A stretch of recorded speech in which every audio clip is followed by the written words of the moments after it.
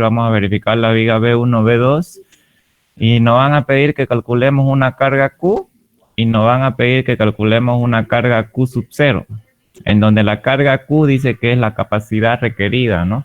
Y la carga Q sub 0 dice que es la capacidad de la viga, en este caso de la viga, ¿no? Capacidad de la viga. Y nos dan todos los datos acá, ¿no? Dice que aquí nos dan el detalle en planta y nos dan el detalle en corte. Obviamente las vigas están soportando a esta losa que está con rojo acá. Y nos dice, considere losa de espesor 13 centímetros y todos los detalles de la losa, ¿no? Todos los materiales que lleva la losa, obviamente.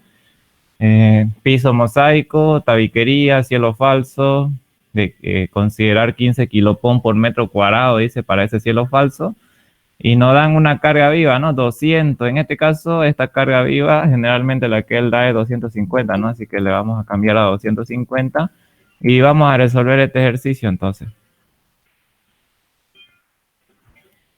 Ya. Y vamos a resolver este ejercicio, entonces, y como les decía, aquí nos dan el detalle en planta y nos dan el detalle de corte, ¿no? Y además nos dan la sección. Dice que la sección es una sección en T. Una sección en T, ¿no? Y puede ser que en la vida real se le presente esto a ustedes, ¿no? Puede ser que alguien venga y les diga, digamos, ingeniero, el edificio ya está diseñado, ¿no? Ya está diseñado, tiene tanto tiempo de uso y aquí le traigo el detalle y lo que quiero es que usted me verifique si una de las vigas o cualquier viga que nos diga a nosotros, por ejemplo, aguanta o no aguanta la nueva carga que yo le voy a poner, digamos. Puede ser que ese edificio haya sido para vivienda, digamos, y luego uno quiera hacer los gimnasios, por decir algo, ¿no? Entonces, nos pueden pedir a nosotros la losa ya diseñada con las vigas, etcétera, y nos pueden pedir que verifiquemos si para esa nueva carga que le vamos a meter, esa viga resiste o no resiste, digamos. Ahí aplicaría este ejemplo que vamos a hacer hoy día, por ejemplo, ¿no? Fíjense que ya está diseñada, las vigas ya están diseñadas, las vigas son, habíamos visto la anterior ayudantía, habíamos aprendido a manejar losas y todo eso, y sabemos que la losa es el elemento plano donde nosotros nos apoyamos, ¿no? Entonces, en este caso tenemos dos vigas, ¿no? Tenemos esta viga de aquí y tenemos esta viga de acá, precisamente, ¿no? Y este es el detalle en planta y fíjense que aquí no es el detalle en corte, ¿no? Fíjense que obviamente las vigas están apoyándose en las columnas, que son estas de perfil W a la ancha que ustedes ven acá, y nos dan aquí el detalle en corte, ¿no es cierto? Así se están apoyando las vigas, digamos. Así nos dan el detalle en corte. Vamos a aceptar acá. Ya. Entonces decíamos, nos dan el detalle en corte y la sección dice que las vigas son de sección en T, es decir, son vigas de sección en T. El día de hoy vamos a ver este tipo de sección que es lo mismo, se hace las mismas comprobaciones, solamente que varían algunas cositas nomás, ¿no?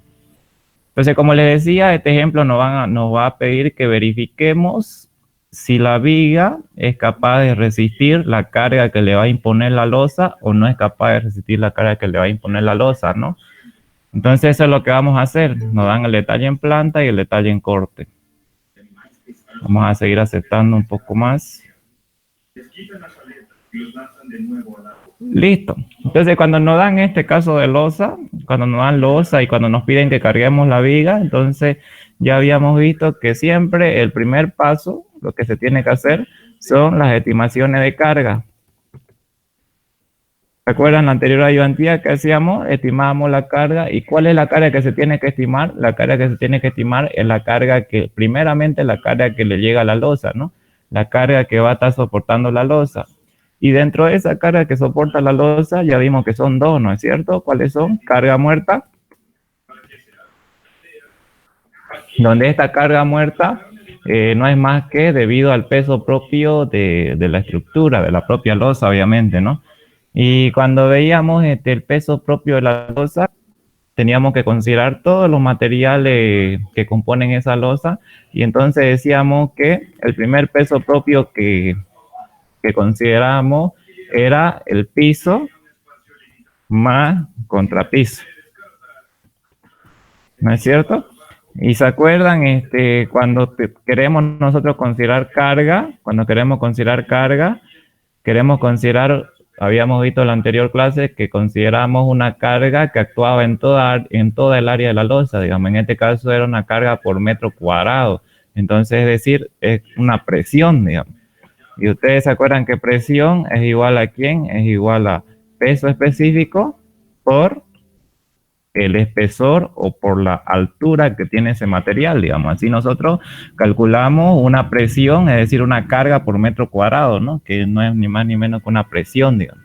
Entonces, porque obviamente la losa soporta carga por metro cuadrado, es decir, carga distribuida en toda el área de esa losa, digamos, ¿no? Entonces, peso propio del piso más contra piso, ¿cuánto es? Peso específico. ¿Cuánto es el peso específico? En este caso que tomamos, 2200. ¿Acuerdan la anterior clase, no? Peso específico del piso más contrapiso. Generalmente el mayor material que hay ahí es el hormigón pobre. Su peso específico es 2200 kilopon por metro cuadrado. Y entonces, por metro cúbico, mejor dicho. Y entonces, el espesor que le dábamos, ¿de cuánto era? 4 centímetros, ¿no? O sea, 0.04 metros. Entonces, ¿cuánto sale esto? 2200 por 0.004. Ustedes vayan haciendo los cálculos, ¿ya? ¿Cuánto sale el peso propio del piso más contrapiso?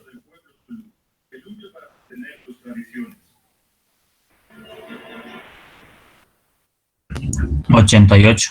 88, ¿no? Ustedes vayan haciendo los cálculos, ya van a ayudarme para que no se duerman. Kilopon por metro cuadrado. 88. ¿Cuál es la segunda carga que hay que considerar? Peso propio de la losa, ¿no? El siguiente material que viene es la losa. Losa. Y entonces aquí, ¿qué se multiplica? Sabemos que la losa es de hormigón armado, obviamente, hormigón y armadura, hormigón armado. Esa losa va a llevar armadura. Y nos dice que, fíjense que acá nos da un dato, nos dice que la losa es de 13 centímetros, es decir, espesor 13 centímetros, dice, ¿no? Entonces, multiplicamos. Peso específico del hormigón armado, 2400 kilopon por metro cúbico. Y el espesor que te dan, pues, ¿no? 13 centímetros, 0.13.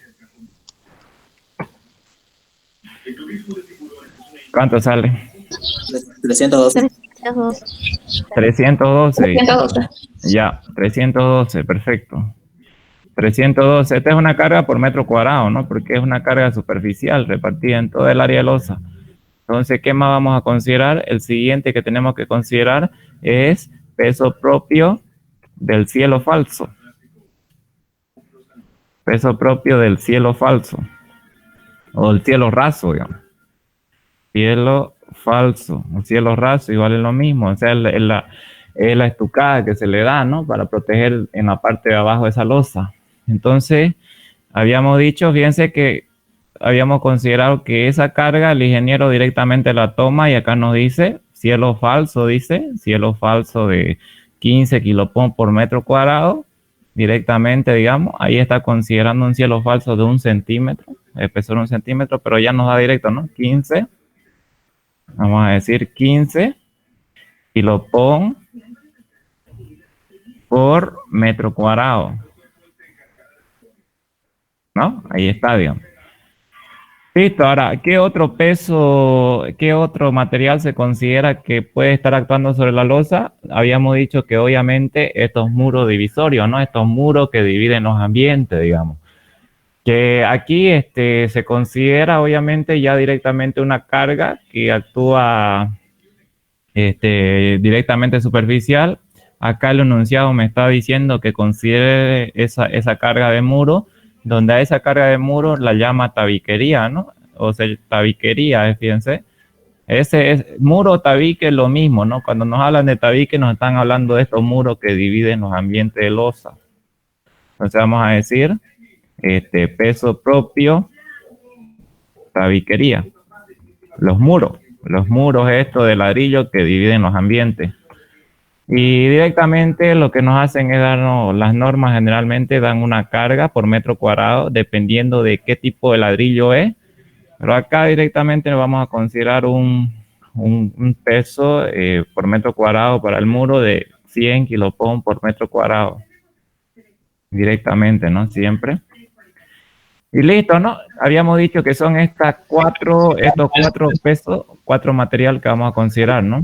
¿Sí? ¿Siempre consideramos ese peso? Sí, siempre. Este es el peso con el que trabaja el ingeniero, ¿no? Él trabaja con ladrillo macizo y este es el peso que se le da para ladrillo macizo, 100 kilopon por metro cuadrado, ¿ya? Bien, gracias. Bien, entonces ahora procedamos a la 515. ya, procedamos a la sumatoria de carga muerta y ella nos dice que nos da 515 kilopon por metro cuadrado. 515 dice, ¿no? Kilopon por metro cuadrado. Entonces fíjense que ya tenemos la carga muerta, 515 kilopon por metro cuadrado. Y la carga viva siempre es dato del problema porque como le mencionaba en la anterior clase, la carga viva va a estar en función de para qué va a ser, digamos, nuestra estructura. ¿Qué funcionamiento le vamos a dar a la losa? Si va a ser para gimnasio, si va a ser para ambiente de habitación, si va a ser, qué sé yo, pues, para salón de eventos, para cine, etcétera. Eso lo tenemos por tabla, ¿no? Y por lo tanto siempre va a ser este dato del problema. Entonces, carga viva, en este caso, nos dice que consideremos simplemente una carga viva de 250 kilopon por metro, que es generalmente la común que se utiliza para losas que van a ser destinadas para ambiente de dormitorio, ¿no? Para ambiente de dormitorio donde solamente va a habitar gente y los muebles, obviamente. Y entonces ya tenemos la carga viva, ¿no? Vamos a aceptar acá.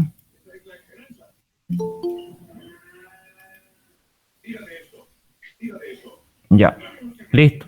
Sigamos entonces, fíjense que ya tenemos la carga. Estas cargas son cargas por metro cuadrado. Son las cargas que, como habíamos visto en la anterior clase, la carga que actúa en todo el área de losa, ¿no? Entonces, eso es lo primero que hay que hacer. Si a mí me dan una losa y me piden cargar las vigas, eso es lo primero que tengo que hacer. Tengo que estimar todas estas cargas que ustedes ven acá, digamos, ¿no? Y ahora lo que se hace, una vez ya ustedes han estimado su carga, lo siguiente que tienen que hacer es cargar la viga, pues, ¿no? Cargado de la viga. Cargar la viga que me piden. Y ahora tengo que ver cuál es la viga que me piden, ¿no? Entonces fíjense que aquí el problema clarito nos dice, ¿no? Verificar la viga B1, B2, dice, ¿no? Entonces fíjense que aquí nos dan nuestros ejes, ¿no? Fíjense que este eje vertical, por ejemplo, es el eje 1 y este eje vertical de acá es el eje 2, digamos. Vamos a aceptar uno más. Ya.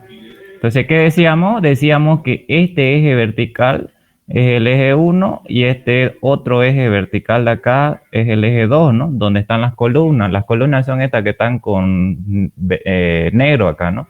Que se ven en planta. Esto lo estamos viendo en planta, digamos, desde arriba, si se quiere decir, ¿no? Entonces, el eje horizontal, que son estos de aquí, dice que este de aquí va a ser el eje A y el eje horizontal de acá va a ser el eje B. Entonces, si a mí me están pidiendo la viga B1, B2, entonces yo tengo que interceptar el eje vertical 1 y el eje horizontal B, ¿no? Fíjense que este punto de aquí es el B1. Este punto de aquí es el B1.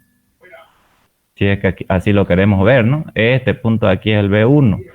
¿Y el B2 dónde está? Me doy cuenta que el B2 está acá. Este otro punto de acá es el B2, porque es la intersección del eje B, que es el horizontal, y el eje 2, que es el vertical.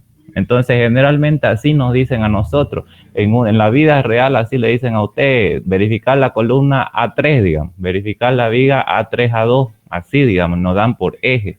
Las señales en planta nos dan por eje y por lo tanto uno tiene que tener la capacidad de identificarlo simplemente verificando o viendo los ejes. Fíjense entonces, este punto de aquí sería el B1 porque es la intersección del eje vertical 1 y el eje horizontal B. Y este de acá es el B2 porque es la intersección del eje vertical 2 con el eje horizontal B. Entonces, ¿cuál es nuestra viga B1, B2? Obviamente la viga B1, B2 es esta de aquí, ¿no? Esta de aquí, fíjense. Esta es la viga B1, B2. Esta. Se me están pidiendo verificar esa viga, ¿no? La B1, B2. Por lo tanto, tengo que cargar esa viga, obviamente, ¿no? Y aquí me dan el detalle en corte, ¿no? Como ya lo vimos, este detalle en corte me muestra cómo está apoyada esa viga. Fíjense que aquí están las columnas. Esta de aquí, por ejemplo, son las columnas, que aquí ya están vistas en perfil. Columna. Y esta es la viga que me interesa, ¿no? Aquí está la viga. Y acá está el detalle de qué sección transversal tiene esa viga, ¿no? Acá es una viga T, dice, son vigas T, ¿no? Y entonces, ya identifiqué cuál es la viga que tengo que analizar, y ahora lo que tengo que hacer es cargarla. Y para poder cargarla, lo que yo tengo que ver es cuál es el ancho de influencia o cuánto de losa está soportando esa viga, ¿no? Y fíjense que esta losa simplemente la soportan dos vigas, la soportan esta viga que está acá, esa línea de viga que está acá, y la soporta obviamente la viga que nos están pidiendo a nosotros, o sea, esta de aquí. Por lo tanto, vamos a decir que la mitad de la losa la soporta esta viga de acá y la otra mitad de la losa la soporta esta otra viga de acá. Entonces, lo que tenemos que hacer nosotros es dividir en dos esta losa, porque una mitad está soportando una viga y otra mitad está soportando la otra viga. Entonces, la dividimos en dos y ahí vamos a tener el ancho de influencia E. En este caso, ¿cuánto sería el ancho de influencia E? La mitad de 6 metros, ¿no? 3 metros, fíjense. 3 metros. Ese es el ancho de influencia. O el ancho de losa que está soportando nuestra viga, ¿no? Y entonces acá lo llamamos, yo lo tengo acá ya los gráficos resueltos para que los resolvamos nomás, y vamos a decir que eso es, ¿no? Fíjense, aquí está, y nos interesa cargar esa viga, por lo tanto hay que multiplicar esta carga por metro cuadrado de losa, hay que multiplicar por el ancho de influencia o el ancho que resiste de losa esa viga. Entonces vamos a decir lo siguiente, vamos a decir carga muerta va a ser igual a ¿cuánto? Carga muerta dice que va a ser igual a los 515 que estaban acá, 515 multiplicado por ese ancho de influencia que es 3 metros, ¿no? 3 metros. Y entonces eso ya me va a dar una carga lineal, es decir, una carga actuando en la viga. Queremos hallar carga lineal. ¿Cuánto sale? 1545. 1545, ¿no? Sí. Ya. 1545 dice. Vamos a aceptar uno más acá. Ya. Listo. 1545 kilopon por metro. Dice, vamos con la carga viva. Entonces ahora, carga viva dice, va a ser igual a ¿cuánto? Va a ser igual a 250. O sea, esta carga superficial que estaba actuando sobre la losa lo tienen que multiplicar por el ancho de influencia o el ancho resistente de losa. Entonces esto sería 250 por los 3 metros. 750. 750. 750, sí. Ya. Kilopon por metro. ¿No? Ahí sale 750 kilopon por metro. Pero fíjense que eso ya lo que me va a dar a mí, eso lo que me va a dar a mí es directamente una carga uniformemente distribuida, una carga lineal en esa viga, ¿no? Que viene a ser esta de acá. Fíjense que la viga es de 12 metros. Acá obviamente el detalle me lo hice. La viga es de 12 metros y está apoyada en ambas columnas a través de una conexión de ménsula, dice, que es esta que está aquí, que ya habíamos visto cómo dimensionar esa conexión, etcétera, ¿no? Entonces, pero la viga es simplemente apoyada de 12 metros, dice, ¿no? 12 metros de longitud. Entonces, ahora hay que calcular la carga Q, y la carga Q no es más que la suma de la carga muerta más la carga viva.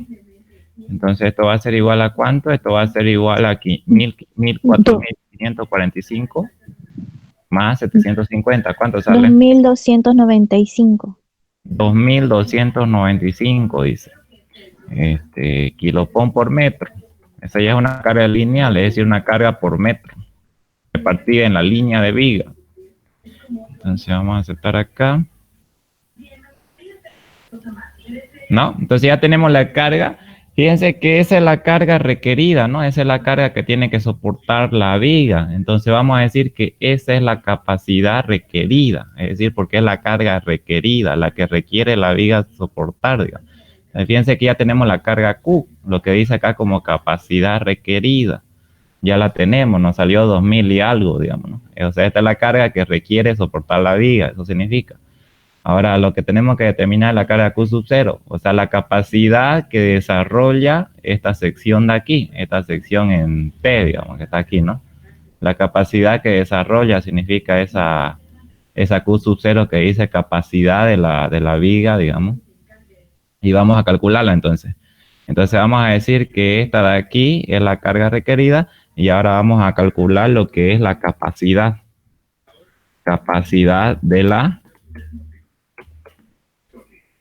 viga. Entonces, para poder calcular la capacidad de la viga, ya sabemos que tenemos una ecuación general, ecuación general para determinar esta capacidad y para hacer el diseño de la viga, capacidad o diseño de la viga, ecuación general. ¿Cuál era? La ecuación general es esta de acá, ¿no? ¿Se acuerdan? Obviamente todo lo hacemos por el método de FCR, diseño por factor de carga y resistencia. Y entonces ahí dice que la ecuación que se tiene que cumplir para que el elemento esté en equilibrio es esta de acá, ¿no? Vamos a aplicar un coeficiente gamma de mayoración. Un coeficiente gamma de mayoración multiplicado por la carga Q sub I, eso tiene que ser igual al coeficiente phi de minoración. Al coeficiente phi de minoración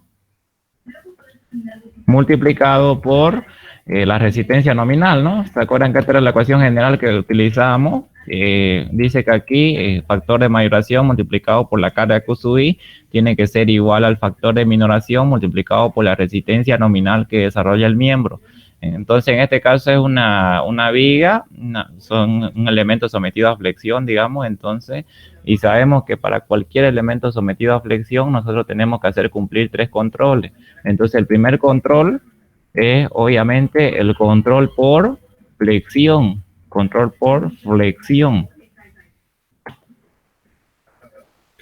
Entonces, para este control por flexión, ¿qué se tiene que cumplir?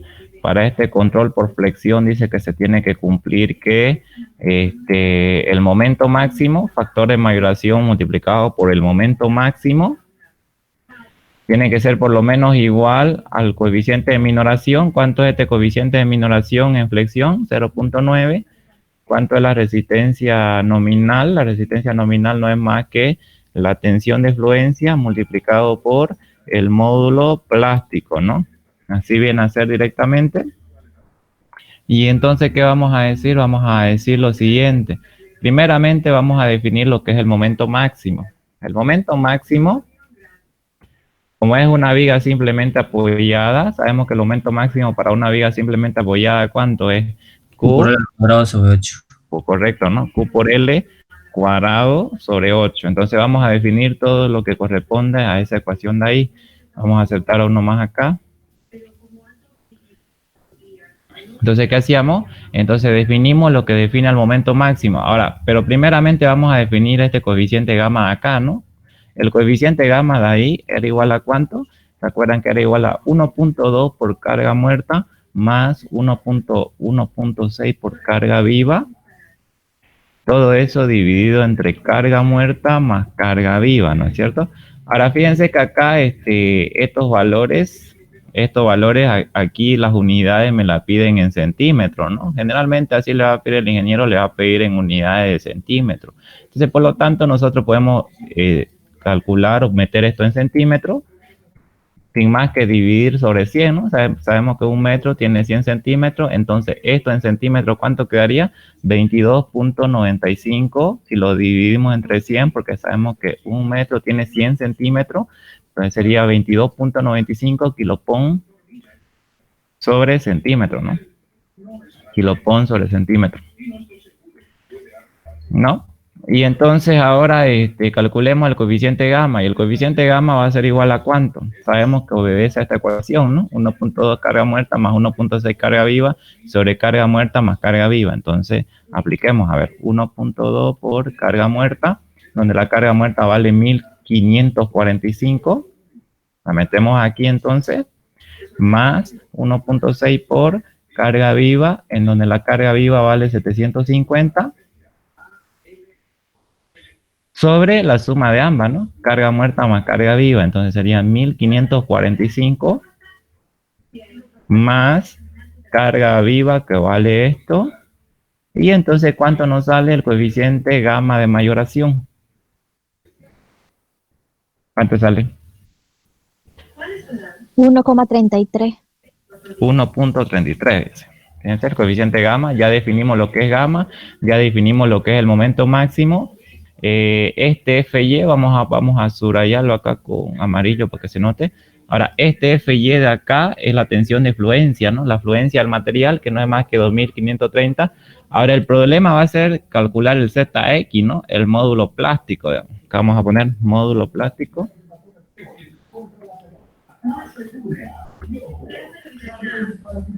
ZX. Ahorita vamos a ver por qué es problema calcular ese módulo plástico. El problema es porque esta sección en T ya no es simétrica, ¿no? ¿Qué quiere decir simétrica? Que si yo la divido, yo lo divido el eje X en dos, en dos, digamos, ya no tengo la misma área en la parte superior que en la parte inferior. O sea, una sección simétrica que quiere decir que cuando ustedes dividen en dos algo, les da exactamente la misma área arriba que abajo de esa división, ¿no? Entonces, fíjense que aquí, al yo dividir esta sección en T en 2, arriba no tengo la misma área que tengo abajo, digamos. Eso sucedía si yo tenía una sección así como la que hicimos aquí, una sección de ala ancha WF. Fíjense que al yo dividir en 2 esta sección en I o WF, tenía la misma área acá en la parte de arriba que en la parte de abajo. Esa era una sección simétrica. Y cuando es simétrica, yo puedo decir que automáticamente la ubicación del módulo plástico es a la mitad, digamos. O sea, al medio, por la simetría que existe. Pero ya cuando yo tengo una sección en I, así, al yo dividir en 2 esta sección, en la mitad, digamos, al yo dividir en 2, ya no obtengo la misma área abajo que arriba. Entonces ahí la sección ya no es simétrica, digamos. O sea, al no ser simétrica, la ubicación del módulo plástico no está en el medio. Hay que calcular esa ubicación. Entonces, ese es el problema en estas secciones en T, que ustedes tienen que agarrar y calcular las secciones, la ubicación del módulo plástico de estas secciones en T. Y entonces acá yo tengo el esquema que nos va a representar eso, ¿no? Entonces, fíjense que aquí ya hay que hacer un equilibrio de fuerza horizontales, ¿no? Fíjense que ahí tenemos la sección en T, y yo voy a decir que este eje, lo primero que hago es trazar este eje que está horizontal aquí, en donde yo le he puesto, fíjense, eje neutro plástico, en donde ese eje neutro plástico no es más que el eje que divide las tensiones de compresión, que en este caso para momentos positivos se provocan acá arriba, y las tensiones de tracción que van a estar abajo del eje neutroplástico. O sea, el eje neutroplástico es un eje de transición, digamos, en donde las tensiones pasan de ser negativa o de compresión en la parte superior a positiva o tracción en la parte inferior. Entonces, ese eje neutroplástico para una sección en T no es conocido automáticamente, no es conocido. En cambio, para una sección en I, así, digamos, directamente por la simetría que existe en esta sección, ese eje neutroplástico ya era conocido, estaba a la mitad, digamos. En cambio, en esta sección en T no es conocido, porque no hay simetría aquí en la sección en T. Entonces, ¿qué podemos hacer nosotros? Fíjense que yo, digamos, he dicho, ¿no? Eje neutroplástico, y a la altura que va a tener ese eje neutroplástico, o a la ubicación que le vamos a dar a ese eje neutroplástico, lo hemos denominado como Y, o sea, una altura Y arbitraria. Obviamente las dimensiones de la sección están acá, ¿no? Fíjense que ya el problema me da, la sección es el ala tiene una base de 16, el espesor de esa ala tiene un espesor de 1.2, la altura es de 40 y el espesor del alma es de 1.2, dice, ¿no? Entonces, con eso he trabajado y fíjense que me ha dado este esquema. Entonces, ¿qué decíamos nosotros? Decíamos que a la altura que le vamos a dar o a la ubicación de ese eje neutro plástico, le llamo una ubicación Y cualquiera. O sea, vamos a decir que ese eje neutro plástico se ubica en una ubicación Y. Y ahora lo que hago es subdividir las áreas, ¿no? Fíjense que el área que está acá arriba, la he subdividido en dos, digamos. Un área 1, que es esta de aquí precisamente, esta de aquí, esa de ahí. Y obtengo las dimensiones, ¿no? 16 por 1.2. Y un área 2, que es la que está aquí abajo, también se encuentra en la parte superior del eje neutro plástico, área 2. En donde la altura de esa área 2, fíjense que es Y menos 1.2, ¿no? ¿Por qué Y menos 1.2? O sea, esta altura que está acá. Porque lo único que hago yo es a esta distancia Y que le he dado, le quito el espesor del área 1, porque hay que quitarle esa altura que es 1.2, y ya tengo esa altura que es Y menos 1.2, ¿no es cierto? Y acá en la parte de abajo he dado un área número 3, ¿no? Área número 3, que precisamente es esta que está en la parte inferior del eje neutro plástico. Y vamos a decir que a esa área 3, ¿cuál viene a ser su altura? Su altura, fíjense que viene a ser 40 menos Y. Fíjense a la altura de esa área 3, 40 menos Y. ¿Por qué 40 menos Y? Porque yo conocía que la altura total de la sección en T es 40. Fíjense, es 40. Y si a ese 40 le quito Y, o sea, la ubicación de la parte superior del eje neutro plástico, esta Y de acá, ya tengo esa altura de 40 menos Y, ¿no es cierto? Y así es como he identificado todas las distancias, digamos. Y entonces, ¿qué hay que hacer aquí? En este caso, una sección en T, hay que hacer lo siguiente, hay que hacer un equilibrio de fuerzas horizontales. Dice, se tiene que cumplir en el interior del material una sumatoria de fuerzas horizontales. Tiene que garantizar el equilibrio horizontal. Entonces, sumatoria de fuerzas horizontales tiene que dar igual a 0.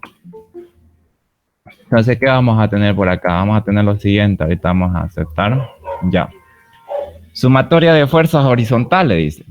Entonces, cuando hagamos esta sumatoria de fuerzas horizontales, dice lo siguiente. Fíjense que este diagrama de compresión que está arriba, cuya intensidad corresponde a la tensión de fluencia del material, es un diagrama así uniformemente distribuido, que va a estar distribuido en toda esta área que ustedes ven con rojo acá, y que ese diagrama lo podemos representar a través de una resultante, ¿no? Esa resultante obviamente es la resultante que corresponde a este diagrama de compresión, y en donde si nosotros tenemos, digamos, tenemos intensidad de carga, es decir, tenemos carga repartida, o presión repartida, digamos, en un área, si lo multiplico por esa área, automáticamente ya tengo la carga, ¿no? Ustedes se pueden acordar que tensión, por ejemplo, para hacerles recuerdo, tensión es igual a ¿quién? Tensión es igual a fuerza sobre área, ¿no? Fuerza sobre área. Entonces, si yo quiero fuerza, tengo que multiplicar tensión por área, ¿no? Tensión por área. Es por eso que aquí lo he multiplicado la tensión de fluencia por el área, porque quiero la fuerza resultante que está con azul acá. Lo mismo sucede con el diagrama de compresión que está abajo, el diagrama de tracción que se presenta abajo, este que está con verde. Fíjense que esta carga se reparte en toda esta área que está con verde acá, en la parte inferior del eje neutro plástico, ¿no? Entonces hago lo mismo, pues, ¿no? Si quiero la fuerza resultante de ese diagrama, lo que tengo que hacer es multiplicar la tensión por el área, ¿no? El área donde se reparte esa carga, precisamente. Entonces, sumatoria de fuerzas horizontales, se tiene que garantizar el equilibrio horizontal y por lo tanto dice que la fuerza de compresión, vamos a poner acá, la fuerza de compresión tiene que ser igual a la fuerza de tracción. Entonces, ¿qué vamos a tener? Vamos a decir que la fuerza de compresión va a ser igual a ¿quién? La fuerza de compresión va a ser igual al área, vamos a denominar área 1, digamos, que hemos denominado área 1, multiplicado por la tensión de fluencia. Y eso tiene que ser igual a la fuerza de tracción, que no es más que el área 2 multiplicado por la tensión de fluencia igual, ¿no? ¿Qué estoy haciendo? Lo único que estoy haciendo es la igualación de área, la igualación de fuerza nomás. La fuerza de compresión que siempre se va a calcular con, no es más que la tensión de fluencia por el área, y también la fuerza de tracción que no es más que la tensión de fluencia por el área. Queremos fuerza, ¿no? Tensión por área. Muy bien, entonces fíjense que ahora aquí se me puede simplificar lo que es la tensión de fluencia, ¿no? La tensión de fluencia es la misma para todo el material, por lo tanto, esta con esta se van, ¿no es cierto? Esa con esa se van. Se simplifican. FY con FY, entonces me va a quedar simplemente, ¿cómo me va a quedar esto? Me va a quedar área 1 igual a área 2. ¿No es cierto? Y ahora lo que voy a hacer es identificar el área 1. Entonces vamos a decir acá, área 1. Y esa área 1 va a ser igual a ¿cuánto? Fíjense que habíamos dicho que esta área 1 corresponde a todas estas áreas que están por encima del eje neutro plástico, porque en toda esa área donde se distribuye esta tensión de compresión que está con rojo acá. Entonces, para la tensión, para la fuerza resultante de arriba, corresponde a esta área que están con rojo, que yo la he denominado como número 1 y número 2, ¿no? Entonces, para la número 1, ¿cuánto sería? Sería 16 por 1.2. 16 por 1.2, fíjense. 16 por 1.2. Y para la número 2, ¿cuánto sería? Sería, obviamente estamos considerando base por altura, ¿no? Fíjense, para la 2, que está con rojo también, sería la base. ¿Cuánto es la base? Corresponde al espesor del alma, que sería 1.2, entonces más 1.2 por la altura. ¿Y la altura cuánto es? La altura es y menos 1.2. Y menos 1.2. Esa sería el área 1, ¿no? Fíjense, ya he considerado toda el área 1, que no es más que el área que está por encima del eje neutro plástico, es decir, estas dos áreas con rojo que ustedes ven aquí. Y entonces el ala sería base, que es 16, por altura, que es 1.2. Y esta de aquí sería base, que es 1.2, por la altura, que es y menos 1.2. Vamos con la número 2, el área número 2, que es la que está por abajo del eje neutro plástico. Y entonces, ¿cómo sería eso? Eso sería base, que es 1.2, por la altura, que es ¿cuánto? 40 menos y, ¿no? Habíamos identificado esa altura, que es 40 menos y. 40 menos y. Muy bien. Ahora lo que hago es hacer cumplir esta igualación. ¿Y qué vamos a decir? Vamos a decir área 1, que vale ¿cuánto? 16 por 1.2 más 1.2 paréntesis y menos 1.2, y eso tiene que ser igual a esta área que está acá, esta que está aquí. Y entonces fíjense que ahí me va a quedar una ecuación que está en función de y. Y de ahí, ¿cuál va a ser la incógnita? La única incógnita va a ser y nomás. Y de esa manera yo identifico la posición del eje neutro plástico, la posición y, ¿no? Y así se hace siempre para vigas T. ¿Cuánto sale? 12,6 sale. 12 puntos. 6. 12.6. Entonces fíjense que este proceso siempre se hace para viga de sección T, porque como le digo, la ubicación del eje neutro plástico ya no es conocida, por lo que esta sección ya no es simétrica. En cambio, para una viga I o una viga W, digamos, en donde tiene ala en ambos extremos, directamente por la simetría que existe, directamente nosotros decíamos que la ubicación del eje neutro plástico está a la mitad. Automáticamente, no hay necesidad de identificarla aquí, porque está a la mitad. En cambio, acá en una sección T no está a la mitad, hay que identificarla. Y fíjense que efectivamente esa posición me ha salido 12.6 centímetros. Y la mitad de 40 es 20. Nunca va a estar a la mitad porque no hay simetría. Listo. Entonces ahora, vamos a meter un poquito. Ya. Listo, una vez identificada la posición de ese eje neutro plástico, ¿qué vamos a hacer? ¿Para qué nos interesaba determinar esa posición? Para poder determinar el módulo plástico, el ZX. Y para determinar el módulo plástico ZX, dice que hay que considerar todas las áreas que están en la parte comprimida, o sea, las áreas superiores del eje neutro plástico, como las áreas inferiores del eje neutro plástico. Entonces comencemos con las áreas superiores. Entonces vamos a decir que el módulo plástico no es más que el producto del área multiplicado por la distancia que hay desde el centro de gravedad de esa área hasta el eje neutro plástico, que es la distancia DI. Y entonces comencemos con el cálculo. ¿Y esto sería cuánto? Esto sería lo siguiente, ¿no? Comencemos con esta que yo he identificado como número 1, o sea, el área que corresponde al ala. ¿Y cuánto sería eso?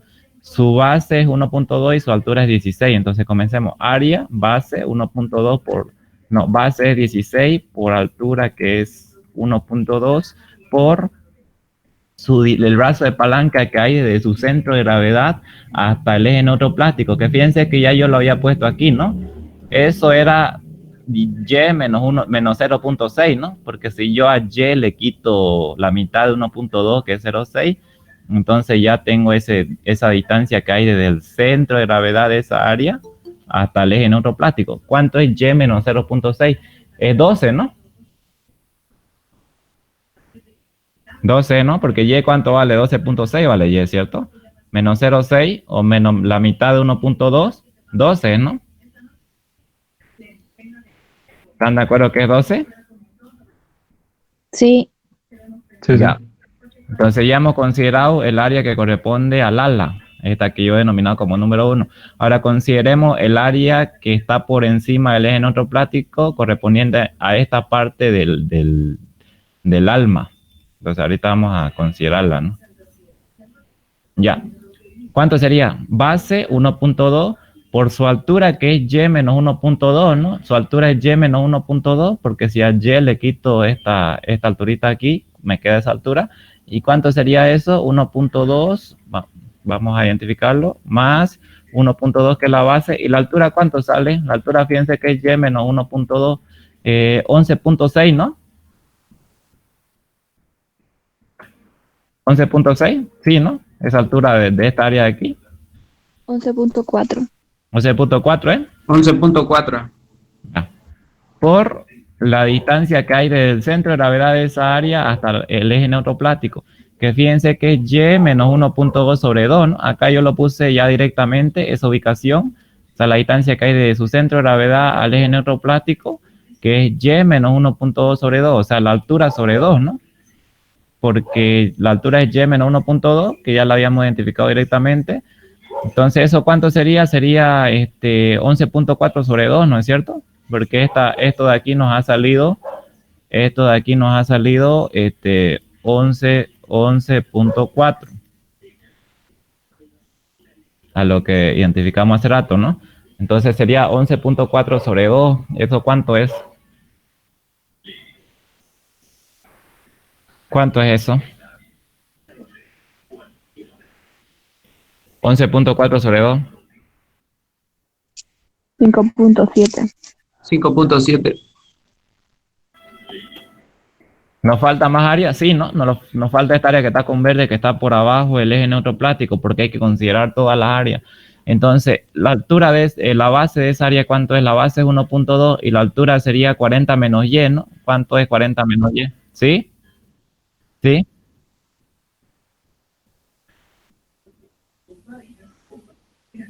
A ver, 12.6 menos 1.2, ¿cuánto es?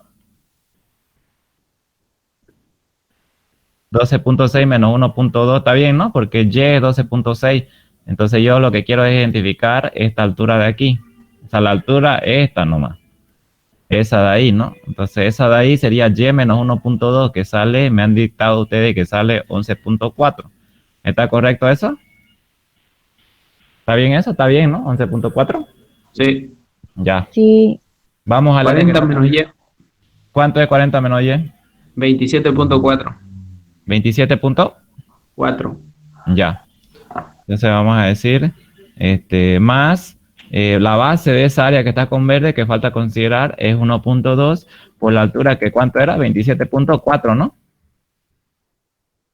Sí, ¿no? 27.4. Por la mitad de 27.4, ¿no? La mitad porque obviamente queremos la distancia que hay del centro de gravedad de esa área al eje neutro plástico. Que acá ya lo había puesto directamente, ¿no? 40 menos y sobre 2. O sea, la mitad que hemos identificado ahorita. ¿Y cuánto es? La mitad de 27.4, ¿cuánto es? 13.7. 13.7 por 13.7. Y entonces eso nos sale ¿cuánto? Igual a ¿cuánto?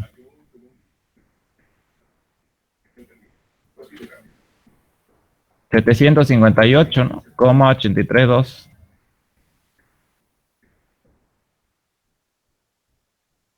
¿Me sale eso? Sí, eso sale. Ya, entonces fíjense que ya tenemos identificado lo que es el módulo plástico, 758.832 centímetros cúbicos. Listo, ahora ¿qué más nos falta? No nos falta nada más, ya podemos aplicar nuestra fórmula, entonces la llamamos a la fórmula y aplicamos, ¿no? Aplicamos la fórmula y vamos a decir que el momento máximo, vamos a quitarle la tonalidad acá, y vamos a decir que el momento máximo es este que teníamos acá, Q por L cuadrado sobre 8. Tenemos, donde L es la distancia o la longitud de la viga, ¿no? 1200 en este caso, 12 metros, 1200, ¿no? FY es 2530 y ZX, ¿cuánto es? ZX es 758.832. Entonces, ¿cuánto sale la capacidad de la viga de esta sección T de viga por flexión? Que vamos a denominar Q1, digamos.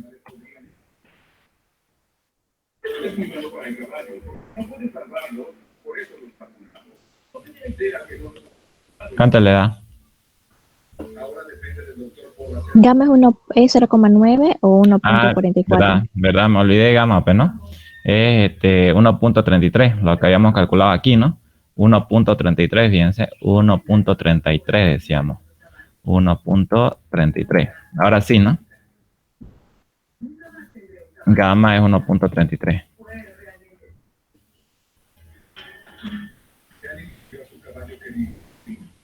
¿7.21 le da?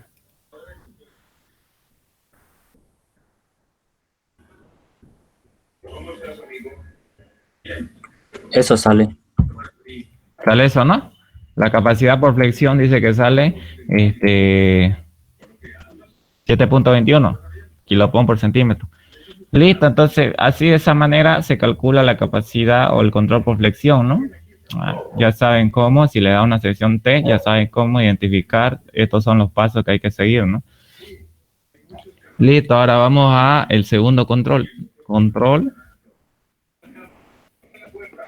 Control por corte. Entonces, cuando estamos hablando de corte, se hace lo siguiente, ¿no? Fíjense que llamamos a nuestra ecuación general y ahora nos interesa hacer controlar el corte de la viga, y vamos a decir que esta Q sub I viene a ser ahora el cortante máximo. El coeficiente de minoración igual es 0.9, pero la resistencia nominal a corte no es más que 0.6 por la tensión de fluencia por el área del alma, ¿no? Y entonces cuando estamos hablando del área del alma tenemos que identificar este gráfico de acá y vamos a decir que ahora nos interesa el área del alma que está simplemente achurrada con verde acá. Entonces el cortante máximo ya sabemos que es Q por L sobre 2, ¿no? Para una viga simplemente apoyada, sometida a una carga distribuida. Y el área del alma, ¿cuánto sale? Sale 1.2 por base, que es 1.2. 46,56. 46 puntos. 46,56. 46.56 centímetros cuadrados, ¿no? Entonces ahora apliquemos la ecuación. El coeficiente gamma de mayoración es 1.33. El cortante máximo, ¿cuánto es? B máximo. Aquí es máximo, ¿no? Max le puse, diga. Máximo. El cortante máximo, ¿cuánto es? Para una viga simplemente apoyada, es Q por L sobre 2. Pero L, ¿cuánto vale? 1200, digamos. Sobre 2, ¿no? Ese es el cortante máximo para una viga simplemente apoyada, sometida a una carga uniformemente distribuida, que es nuestro caso. Entonces, 2530 por AW, que vale 46.56. ¿Cuánto sale Q entonces? 79,71. Q2. Vamos a decir 79.71, así.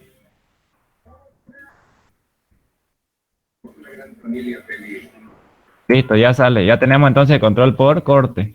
Ahora vamos al último control que se hace, que es el control por deformación.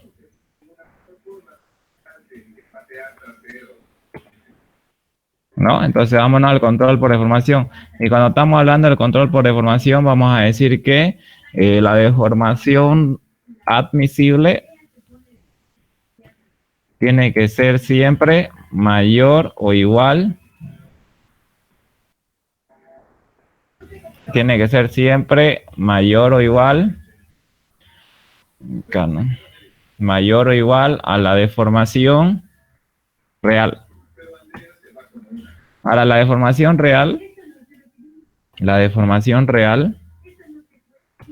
sabemos que para una viga simplemente apoyada, sometida a una carga uniformemente distribuida, ¿es cuánto?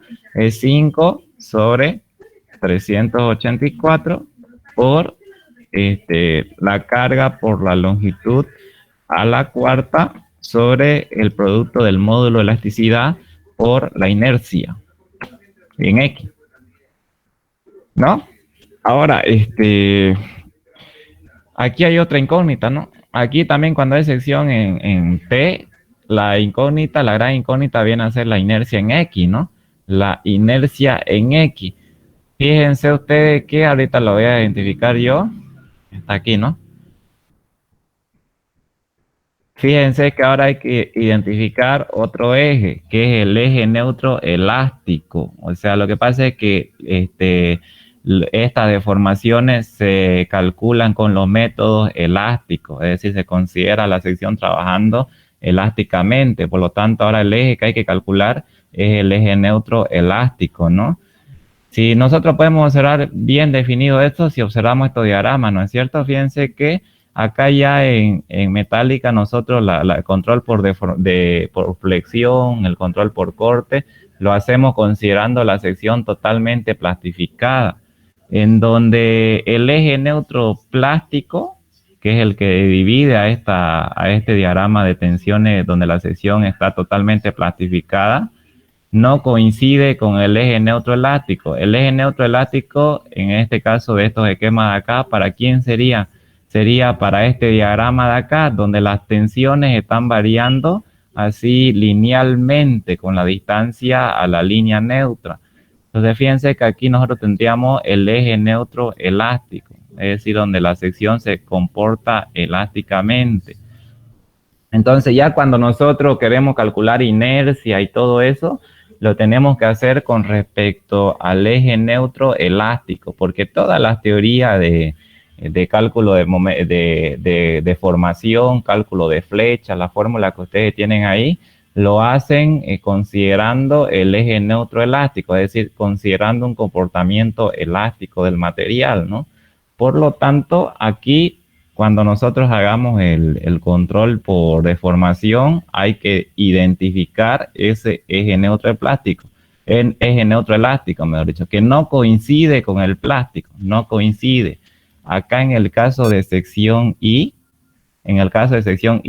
por la simetría que tenía esto, el eje neutro elástico coincidía con el eje neutro plástico. Fíjense que cuando hicimos el control por flexión, era nuestro eje neutro plástico.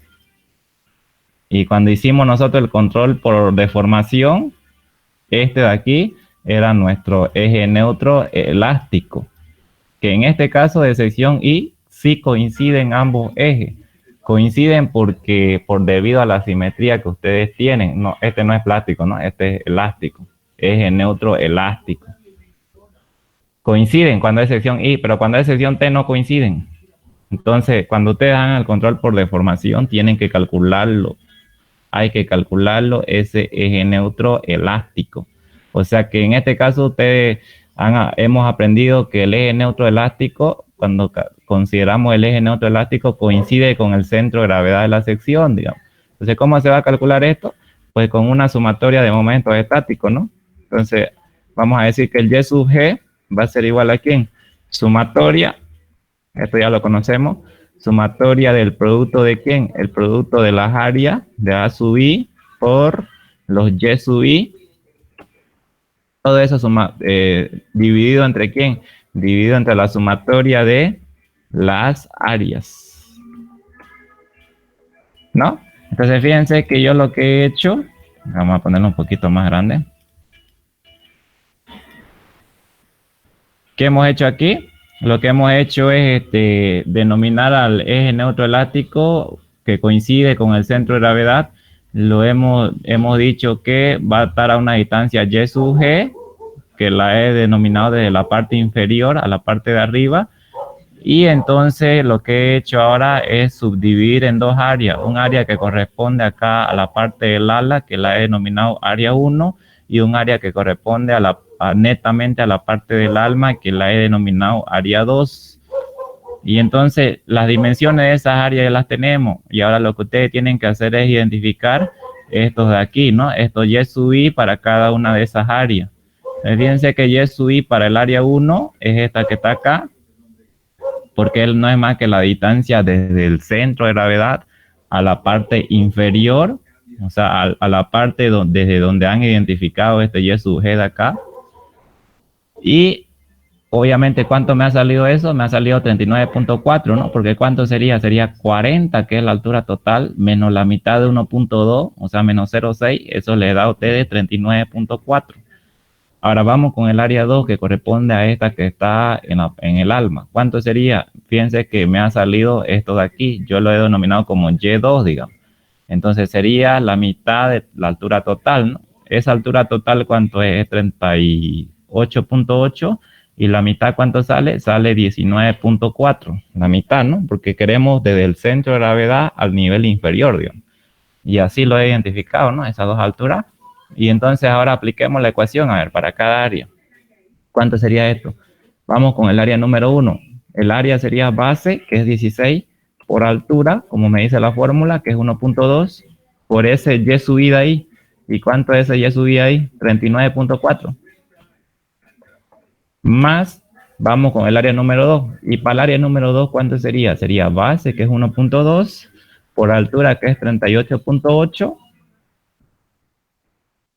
Área 2, ¿no? Base, que es 1.2, por altura, que es 38.8, por el Y sub I para el área 2, que en este caso sería el Y2, ¿no? Que es 19.4, hasta la mitad de la altura. Todo eso sobre la sumatoria del área, es el área total. O sea, las áreas que para el área 1 viene a ser 16 por 1.2, más el área 2 que viene a ser 38.8 por 1.2, base por altura. ¿Y cuánto sale entonces? Ahí esa operación me va a dar a mí la ubicación del eje neutro elástico que coincide con el centro de gravedad. Siempre el eje neutro elástico coincide con el centro de gravedad. 25,24. 25 puntos. 24. Entonces fíjense que Y sub G nos ha salido la ubicación del eje neutro elástico. Nos ha salido 25.24 centímetros. ¿No? Y ahora, ¿por qué me ha interesado calcular ese eje? Porque ahora hay que calcular la inercia con respecto a ese eje. La inercia con respecto a ese eje, que obviamente como es eje horizontal, nosotros decimos que el eje horizontal obviamente es el eje X, ¿no? Lo denominamos o lo idealizamos como el eje X, eje horizontal. Entonces por eso acá le ponemos inercia en X con respecto al eje horizontal, que en este caso es X. Entonces va a ser igual a ¿cuánto? Aquí ya hay que utilizar el teorema de Steiner, ¿no? El teorema de Steiner dice que es igual para cada una de las áreas, hay que transportar las inercias de cada una de las áreas al eje total, que es el eje neuroelástico, y eso lo hacemos a través del transporte que hace Steiner. Entonces, ¿cuál es la fórmula de Steiner? La fórmula de Steiner es este de acá, ¿no? La inercia parcial de cada figura, que no es más que base por altura al cubo sobre 12, más el transporte de inercia, que es el producto del área, multiplicado por el brazo de palanca que hay entre ambos ejes. O sea que eso lo identificamos como, lo podemos identificar con esta formulita, ¿no es cierto? Y sub G menos cada uno de los Y sub I, todo eso al cuadrado. Entonces calculemos, a ver, vamos con la primera área. ¿Qué vamos a decir en cuanto al área 1? Vamos a decir, aplicando la fórmula de Steiner, vamos a decir lo siguiente. Base para el área 1, ¿cuánto es? 16. Altura, ¿cuánto es? 1.2. Todo eso al cubo. Sobre 12. ¿No? Fíjense que eso me va a dar, esa formulita a mí me da la inercia con respecto al centro de gravedad de esa área. Con respecto al centro de gravedad, digamos, del área 1,1. Ahora, esa inercia yo la quiero transportar al centro de gravedad total, al que he calculado para el ejercicio total. Entonces, lo que tengo que identificar para hacer ese transporte es cuál es el brazo de palanca que hay entre eje y eje. Y es por eso que uno dice que es, podríamos decir, valor absoluto de Y sub G menos Y sub I, ¿no es cierto? Porque eso te va a dar ese brazo de palanca, digamos. Y es por eso que ahí sale esta formulita que ustedes ven acá, Y sub G menos Y sub I, digamos. Eso te da el brazo de palanca entre ambos ejes directamente. Entonces, transportemos la inercia de ese centro de gravedad, o sea, de la inercia de ese centro de gravedad, y calculemos, a ver, más, dice, obedeciendo a la fórmula de Steiner, ¿no? Más el área, ¿cuánto es? El área es 16 por 1.2, 16 por 1.2 por el transporte, o sea, el brazo de palanca, que sería Y sub G 25.24 menos el Y sub I para la figura 1, ¿cuánto es? 39.4, ¿no? Menos 39.4, eso al cuadrado.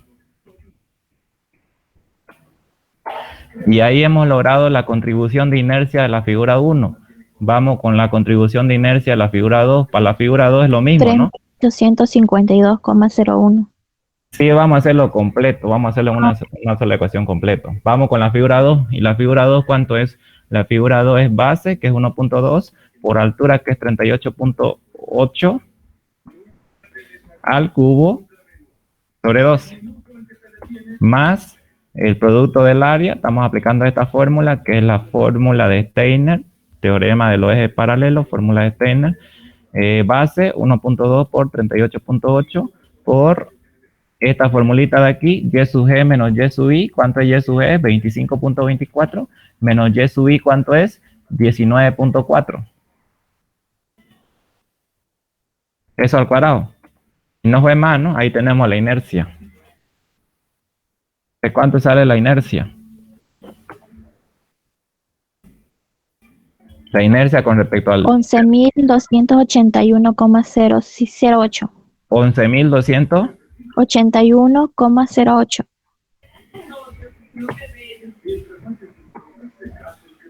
$11.281.08 centímetros a la cuarta. Eso sale, ¿no? Sí. Listo. Ya tenemos ahí, entonces, listo, ya.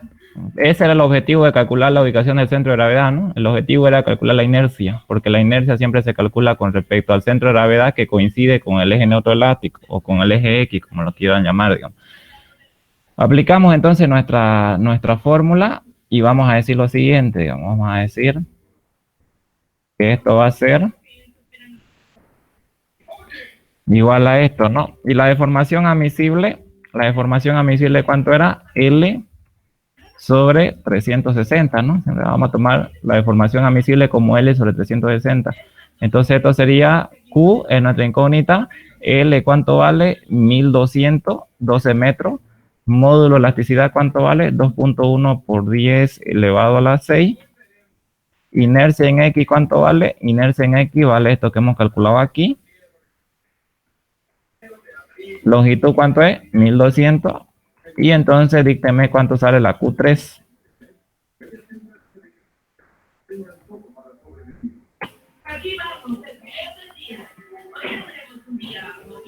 ¿Cuánto le sale?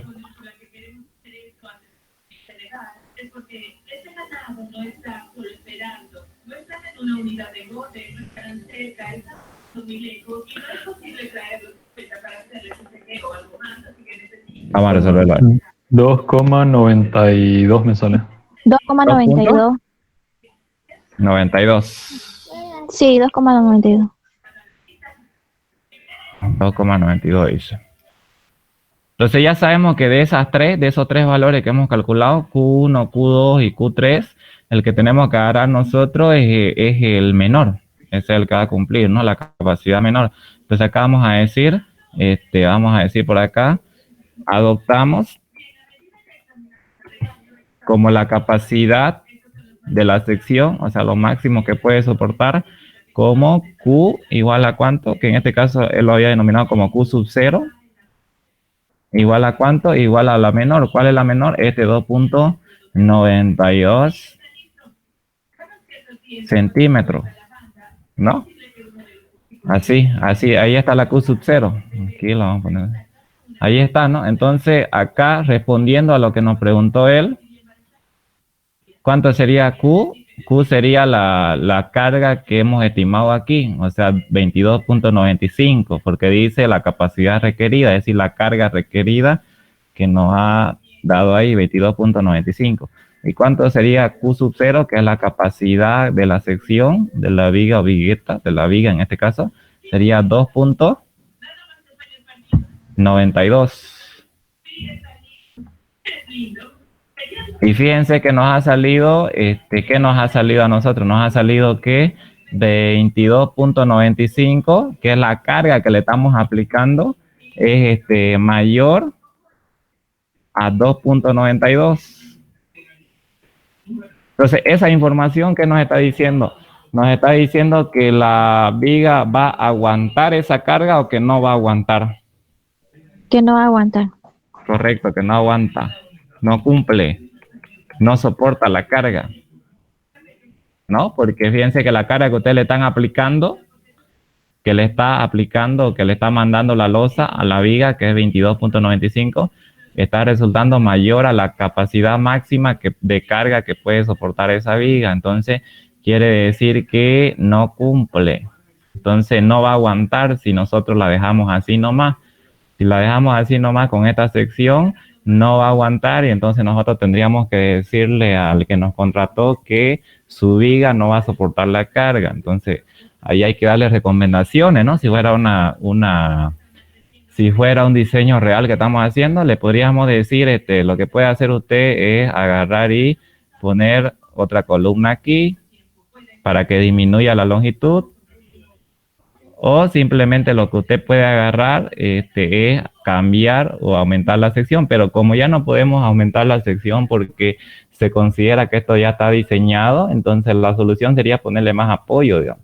Ponerle más apoyo, o sea, más columna, digamos, otra columnita aquí, cosa que disminuya la longitud libre de la viga disminuya, y por lo tanto, al disminuir eso, va a aumentar la capacidad por momento, la capacidad por deformación, y ahí tendríamos que buscar soluciones, ¿no? O si no, también podríamos decirle que le ponga un refuerzo de acero acá arriba, ¿no? Ponerle un refuerzo, digamos, acá arriba, cosa que aumente el área, etcétera. Ustedes no han visto todavía el tema de refuerzos en viga. A ver, vamos a ver si el ingeniero lo avanza, pero hay un tema donde se llama viga reforzada, o sea que se le coloca un refuerzo, etcétera, etcétera. Pero aquí ya simplemente nos pedían que comprobemos, ¿no? No nos pedían recomendar, digamos, qué podemos hacer. No le van a pedir a ustedes recomendar, el ingeniero no le va a pedir que recomienden qué pueden hacer, ¿no? Simplemente le va a pedir que comprueben, ¿no? En este caso nos ha salido que no cumple. Ya. Ahora, como su examen de ustedes ya se acerca, es el jueves. Así que ya yo sé que no hemos pasado de la hora, etcétera, pero vamos a hacer este último ejercicio. Fíjense que este otro ejercicio es también un modelo de examen. Y como ya lo avanzó, por ahí lo mete, ¿no? ¿Qué dice? Determinar la carga P que se puede aplicar a la unión de la figura, dice, ¿no? Este es un elemento sometido a tracción, y entonces nos da las combinaciones de carga, ¿no? Aquí sí está mal, porque aquí sería carga muerta, las combinaciones de carga muerta 0.4 de P, y carga viva sería 0.6 de P, ¿no es cierto? Entonces hay que determinar, dice, la carga máxima que puede soportar la unión, la conexión, ¿no? Acá nos da nuestro dato, nos dice que el acero de placa es A36, nos dice que los pernos son A325G1, cuya resistencia es 8250, y no dice qué, y no da los datos complementarios, ¿no? La base de la placa o el ancho mayor de la placa, 13 centímetros, el espesor de esa placa, 0.8 centímetros, la longitud de la placa o del tirante, digamos, 2 metros, el diámetro de los pernos, 1.2 centímetros, y nos da la distancia a los bordes de esos pernos, ¿no? Entonces, para verlo un poco mejor, nosotros tendríamos esto de acá, precisamente, ¿no? Acá está, digamos, aquí.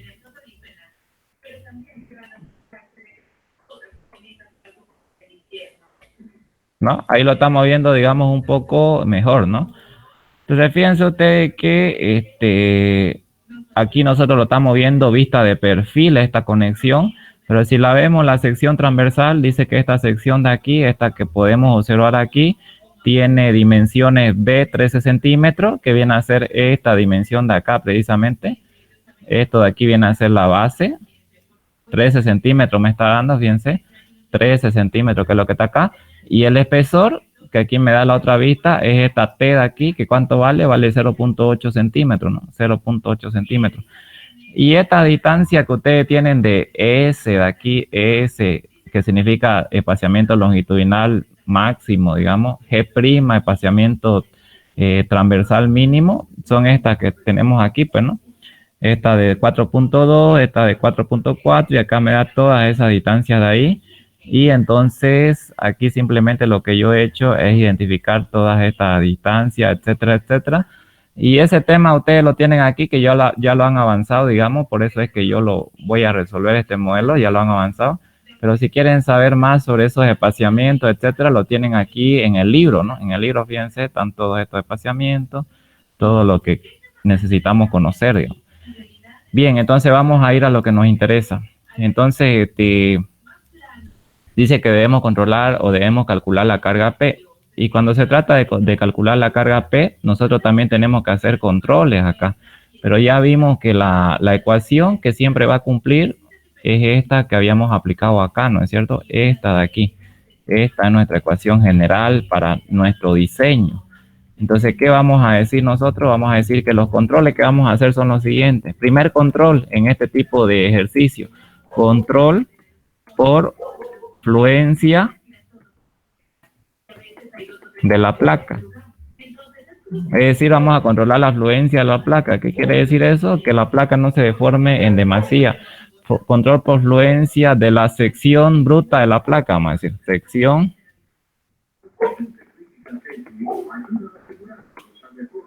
Entonces aquí lo que vamos a garantizar es que la placa, o sea, cuando aplique la carga, esta placa de aquí, esta de aquí, no se deforme demasiado, digamos, no se deforme demasiado porque sería algo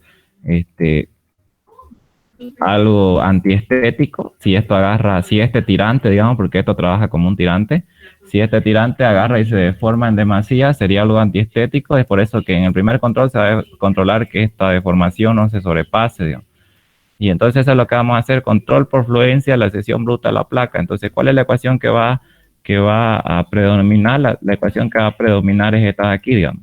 El coeficiente de mayoración por la carga tiene que ser igual al coeficiente de minoración, que es 0.9, por la resistencia nominal, que en este caso no es más que la tensión de fluencia por el área bruta, AB, que se le llama.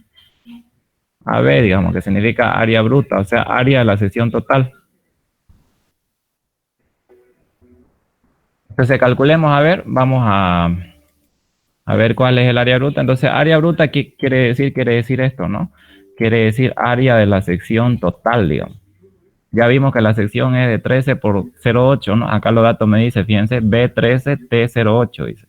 Entonces, el área bruta va a ser igual a ¿cuánto? El área bruta va a ser igual 0.8 por 13. ¿Cuánto es? 10,4. Ya. Entonces, aplicamos la ecuación y vamos a tener lo siguiente. Vamos a tener ahora el coeficiente de minoración, ¿no? El coeficiente de minoración, ¿cuánto va a ser? De mayoración, mejor dicho. El coeficiente de mayoración, el gamma, va a ser igual a 1.2 por ¿cuánto? La carga muerta, fíjense que nos da 0.4, ¿no? 0.4 de P más 1.6 por la carga viva, ¿cuánto nos dice? 0.6 de P, no es Q, ¿no? Porque nuestra carga no es Q. Sobre la suma de ambos, o sea, 0.4 P más 0.6 P. ¿De cuánto te sale? Obviamente P con P se van a ir, ¿no? Entonces, ¿cuánto te sale acá el coeficiente de mayoración?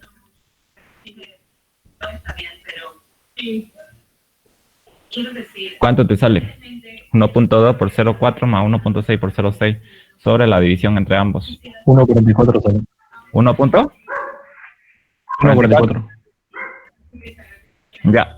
Entonces aquí reemplacemos, vamos a decir 1.44 por P sobre 0.9 por 2530 por área bruta, o sea, área de la sección total que nos ha salido 10.4. Y aquí despejamos P. ¿Cuánto sale P? P1 vamos a denominar.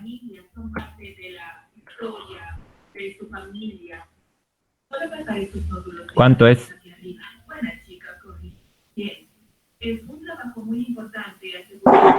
16.445. 445 puntos. 00. Ya, directamente, kilopón. Entonces ahí tenemos la P que va a controlar que esa placa, o sea, que la sección bruta de esa placa no se deforme en demasía, que controle la deformación, o sea, la fluencia de esa placa. ¿Fluencia qué quiere decir? Quiere decir deformación excesiva, digamos. Fluencia. Entonces ahora, ese siempre es el primer control que se hace, fluencia de la sección bruta de la placa, y se hace con este procedimiento que hemos hecho nosotros acá. Número 2, el siguiente control que se tiene que hacer, número 2, vamos a hacer acá. Número 2, control por fractura de la sección neta de la sección transversal, neta o efectiva, que es lo mismo. Y entonces, ¿por qué se dice neta o efectiva? Se dice por lo siguiente. Fíjense, acá voy a traer dos gráficos para que lo identifiquemos. Y acá este y este. Entonces, fíjense que estos pernitos que están unidos acá, estos pernos que ustedes ven aquí, le quitan dimensiones o le quitan sección a la placa, digamos, le disminuyen, porque obviamente para colocar los pernos nosotros tenemos que perforar esa placa, digamos. Entonces, al perforar esa placa, lo que estamos haciendo es disminuir sección efectiva o sección neta de la placa, digamos.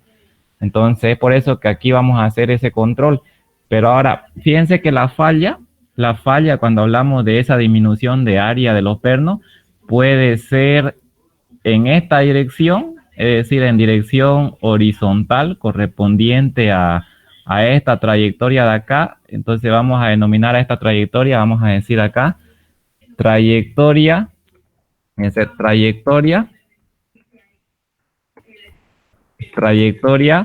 A, B, E y D, que yo me he dado esos puntos arbitrarios, ¿no? Entonces esta situación es si la falla se puede presentar en esta trayectoria vertical, así directamente vertical, ¿no? En donde la falla se presenta en esta recta que ustedes ven acá, es decir, el elemento si falla por esta recta se va a fracturar de esa manera, ¿no? Así se va a fracturar así verticalmente, obviamente. Y entonces eso hay que controlar la trayectoria A, B, E, D, que yo esos puntos los he puesto arbitrariamente.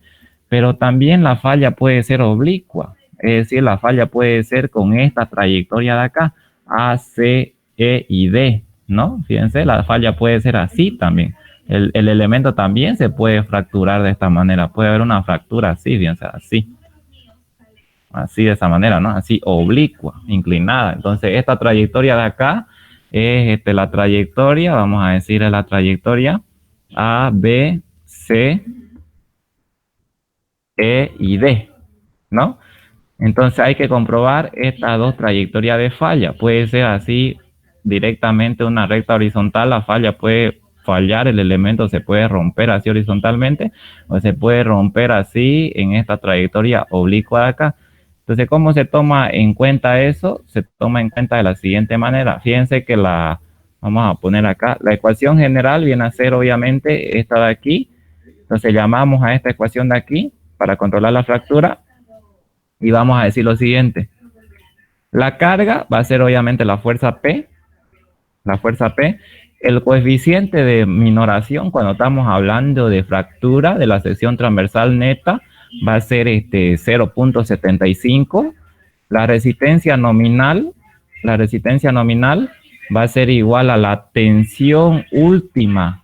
O sea, porque estamos hablando de la falla ya. Entonces aquí tenemos que colocar la tensión última que puede soportar el material por el área neta.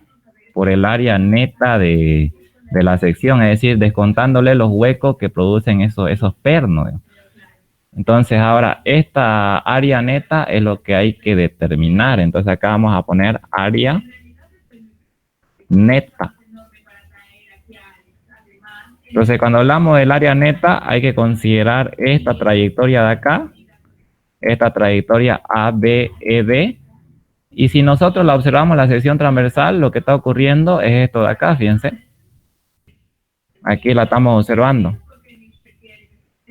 Fíjense que aquí a lo que yo les decía es que los huecos que provocan los pernos, que en este caso son 2, lo que hacen es disminuir área, ¿no?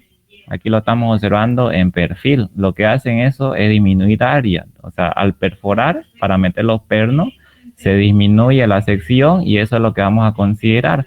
Entonces, el área neta, ¿cómo sería acá? El área neta sería de la siguiente manera.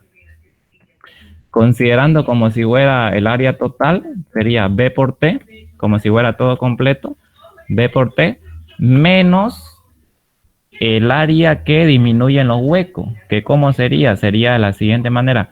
N, lo vamos a dejar en función de N, porque eso cuenta el número de pernos que va a haber, en este caso serían 2, digamos, porque estamos hablando de esta trayectoria, pero esa N va a tomar en cuenta el número de pernos que yo pueda tener. Yo puedo tener 1, 2, 3, etcétera, multiplicado por esa área. ¿Y esa área cuánto sería? Sería D', ahorita vamos a ver quién es D', por el ancho, ¿no? Base por altura, que sería T.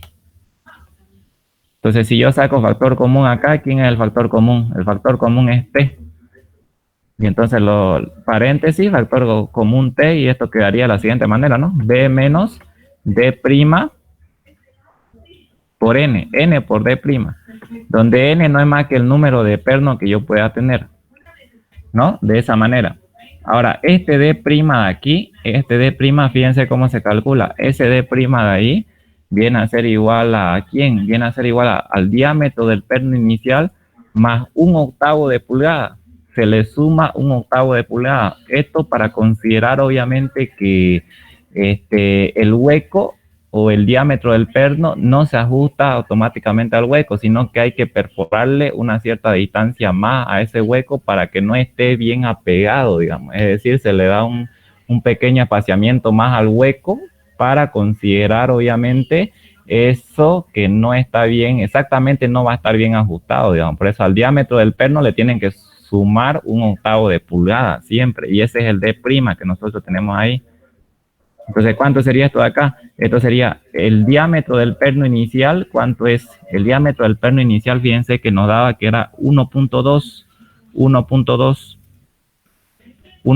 más 1/8 de pulgada. 1/8, siempre hay que hacer esto, por 2.54.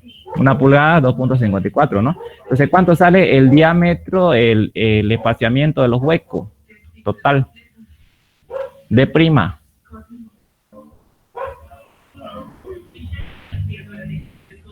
Y esto ustedes lo tienen aquí, ¿no? Fíjense, todo lo que yo les estoy explicando lo tienen aquí. Aquí está el área neta que yo les mencionaba, que hemos calculado acá, ¿no?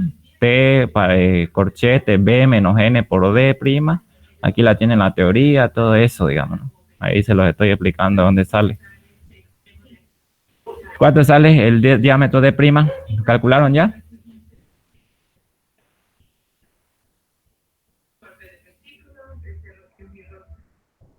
1.518, ¿eso sale? ¿Ese 1,2 está en pulgadas o en centímetros? No, en centímetros. Acá es el dato, fíjate. 1.2 centímetros dice. Ah, ya. 1.2 centímetros. D te lo está dando acá, 1.2 centímetros. Y se le suma un octavo de pulgada para considerar el espaciamiento que adopta el hueco, porque por la holgura o porque hay que darle ese espaciamiento adicional, digamos, ¿no? Al hueco para que no esté bien apegado al perno. ¿Cuánto da? Sí, sale eso. 1.518 centímetros, ¿no es cierto? Eso sale perfecto. Entonces calculemos el área neta que corresponde a esta trayectoria, a la trayectoria vertical. O sea, estamos hablando de la trayectoria ABED, esta de aquí, ¿no? Esta. Entonces, ¿cómo sería? Sería área neta, que vamos a denominar área neta 1, digamos, correspondiente a esa trayectoria de ahí. ¿Va a ser igual a cuánto? Va a ser igual a T. ¿Cuánto es T? 0.8 por B. ¿Cuánto es B? 13. Menos N. ¿Cuánto es N? ¿Cuántos pernos son? Son 2, fíjense, son 2 porque estamos considerando simplemente esta trayectoria de falla horizontal, o sea, la trayectoria ABED. Entonces, ¿cuántos pernos son? Son 2 simplemente. Entonces, tendríamos que decir nosotros acá 2 por...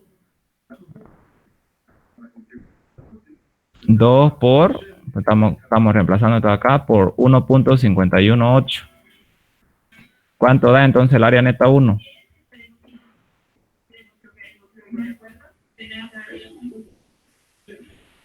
$7,97. 7.97. Ahí está, ¿no? Entonces, esa área neta es correspondiente a la trayectoria de falla ABED, pero también podemos tener la otra trayectoria de falla ABCED. Y cuando consideramos esta trayectoria de falla que es oblicua, fíjense, de manera oblicua, o sea, inclinada, la formulita que tenemos que ocupar precisamente es esta de acá. Esta, fíjense, aquí se lo dice, ¿no? T, paréntesis, B menos N por D' más sumatoria de S al cuadrado sobre 4 veces G, ¿no? Y esa entonces es la trayectoria de falla que ustedes tienen que considerar cuando están haciendo eso. Entonces vamos a decir, aquí está, miren. Aquí ustedes lo tienen en el libro, tienen toda la teoría o la fórmula que tengan duda, digamos, pero esa es la que vamos a aplicar. Entonces, ¿cómo sería? Sería de la siguiente manera, ¿no? Dice que el área neta 2 correspondiente a esa trayectoria de falla de ahí va a ser igual a ¿cuánto? Va a ser igual a T por, vamos a poner paréntesis, como dice la fórmula, acá la tenemos la fórmula, no es un poco larga, esta fórmula empírica de acá, B menos N por D' menos, no, más, ¿no? Más la sumatoria de, no, paréntesis, aquí así es, ¿no? Paréntesis, sumatoria, ¿de quién? Sumatoria de S, dice, a ver, verifiquemos, fíjense, sumatoria de S al cuadrado, dice, sobre 4G. Entonces, esto sería así, ¿no? Así, paréntesis.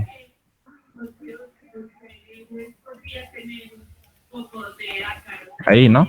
Sumatoria, paréntesis, S al cuadrado sobre 4G. ¿No? ¿Qué estoy haciendo? Simplemente estoy aplicando esta fórmula de aquí, fíjense, esta de aquí, para la trayectoria de falla oblicua. Para esta trayectoria de falla acá, trayectoria ABCED, dice. Ese es el área neta que estoy transformando acá. Entonces, ¿cómo sería? T, ¿cuánto vale? T vale 0.8 por paréntesis B. ¿Cuánto vale B? 13 menos N. Ahora fíjense cuántos son los pernos que hay en esta trayectoria oblicua. Son 3. 1, 2 y 3.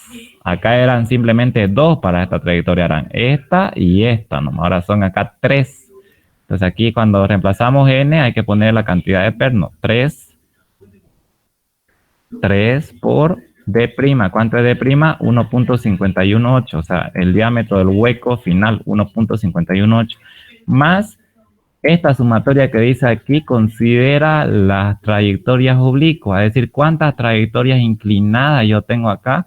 Y fíjense que yo acá tengo dos trayectorias inclinadas, una y dos. Una y dos.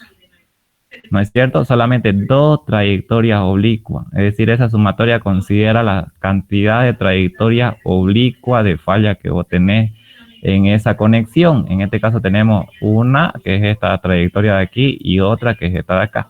Entonces serían dos, ¿no? 2 por S al cuadrado. S, fíjense que S es dato, ¿no? Es dato, acá nos daba, en los datos nos decía que S, ¿cuánto vale? 4.2. Entonces S vale 4.2. Eso al cuadrado sobre, el problema dice sobre cuánto, sobre 4 veces G, dice. ¿Y G cuánto vale? Dice que G vale 4.4, fíjense acá lo tienen, ¿no? S está aquí, 4.2, y G está aquí, 4.4. Esos son datos del problema, ¿no?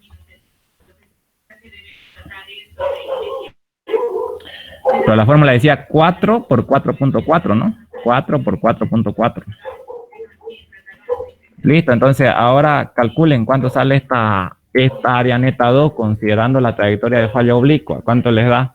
8,36. 8.36. Sí. De esas dos tienen que adoptar la mayor. Entonces vamos a poner acá. La mayor, y que es la menor, perdón, tienen que adoptar la menor, porque si estamos considerando lo más desfavorable es aquella que queda más disminuida, digamos, aquella en que los huecos de trayectoria de falla nos sale menos área, porque va a ser la más disminuida. Entonces, al tener menos área, vamos a tener menos resistencia, obviamente. Entonces, como área neta, vamos a adoptar la menor de las dos.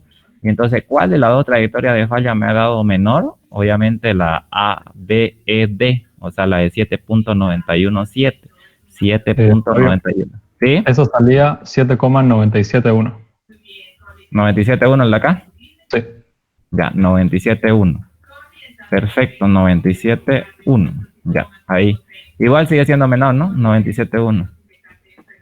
Listo, entonces entre las dos calculadas de esta manera, ustedes tienen que adoptar la menor porque es la más desfavorable. Al tener menos área, vamos a tener menos resistencia.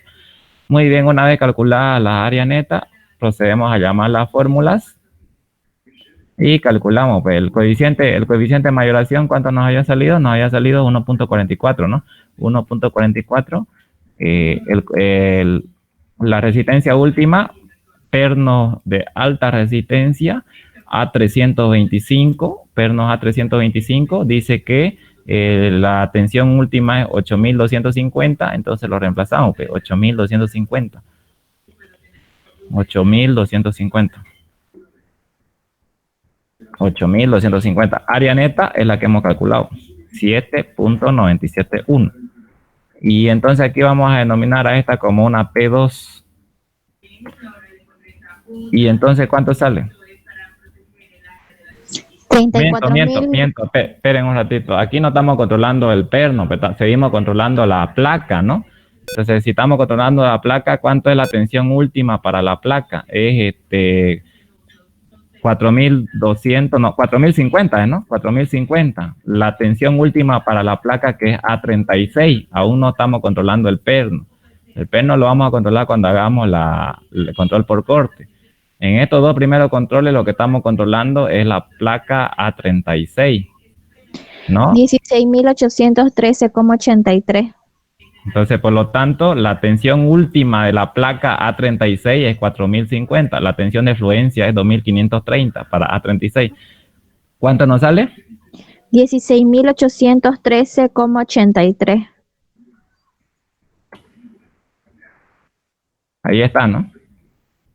Listo. Entonces, estos dos primeros controles es para que no falle la placa, ¿no? La placa, esta placa de aquí, esta de aquí, para que no falle la conexión de la placa, ni por fluencia, ni para que se deforme demasiado, ni para que falle en la unión con el perno. Eso es lo que hemos controlado entonces. Y ahora nos toca controlar el corte del perno, ¿no?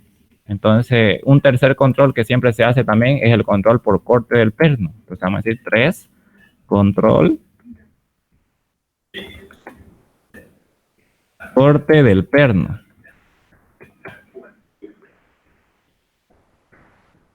Entonces, llamamos a nuestra ecuación. ¿Dónde está la ecuación general? Está aquí, ¿no? Fíjense que siempre vamos a aplicar esta ecuación, ¿no? Y vamos a decir que este de aquí es 1.44. Y esta de aquí viene a ser la carga, obviamente. Y este de aquí, cuando controlamos ya el perno, el coeficiente de minoración por corte es 0.65. Y la resistencia nominal que desarrolla el perno es 0.6 por la resistencia última del perno por el área del perno, ¿no? Entonces, ¿qué vamos a controlar nosotros? Lo que vamos a controlar es precisamente esto de aquí, ¿no? Para ilustrarlo un poco, lo que vamos a controlar es que el perno no falle, ¿no? Porque si falla, el perno va a fallar por corte de esta manera. Ahora, ¿por qué lo he puesto que el perno se va a cortar en dos lados? Porque precisamente, fíjense que acá el ejercicio nos lo dice, ¿no? El ejercicio nos está diciendo que, aquí está, ¿no? Que ese perno puede tener dos planos de falla, ¿no? Que son estos dos planos de falla de aquí, digamos. Este de aquí, o sea, son estos bordes que están entre estos espacios de aquí, entre espacio de placa y placa. Entonces el perno puede tener estos dos planos de falla, por lo tanto cada perno va a desarrollar dos secciones resistentes a corte. Entonces acá lo que vamos a controlar es que no suceda esto, ¿no? Que la fuerza cortante interna que desarrolla el perno no sea sobrepasada por la carga total P, digamos. Porque si sucede, el perno se va a cortar, digamos, se va a cortar o va a fallar de esta manera, como ustedes la ven aquí. La fuerza cortante interna cuando es sobrepasada por esta carga P, entonces va a fallar el perno y eso es lo que hay que controlar, digamos. Entonces apliquemos la fórmula y va a suceder de la siguiente manera, ¿no? Entonces vamos a tener 1.44 P ahí. Y esto va a ser 0.65 por 0.6. La tensión última del perno, ahora como estamos controlando el perno de alta resistencia a 325, su tensión última es 8.250, dice, entonces reemplazamos, 8.250. Área del perno, como son pernos circulares, vamos a decir que esto sería pi por diámetro. Sabemos que un círculo, pi por diámetro al cuadrado, sobre 4. Y ahora aquí hay que ver cuántos son los pernos que están resistiendo al corte. Y fíjense que acá el detalle me dice que son 3 pernos. Precisamente son 3 pernos los que van a resistir a ese corte.